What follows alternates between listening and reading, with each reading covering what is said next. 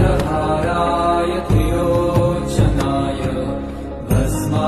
भस्माकरागाय महेश्वराय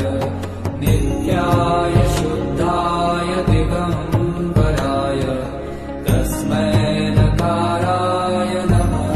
शिवाय मन्दाकिनी सलीलचन्दनचर्चिताय नन्दीश्वर प्रमथनाथ महेश्वराय मन्दार पुष्प बहु पुष्प सुभुजिताय तस्मै मकाराय नमः शिवाय शिवाय गौरी वदनाब्जवृन्द सूर्याय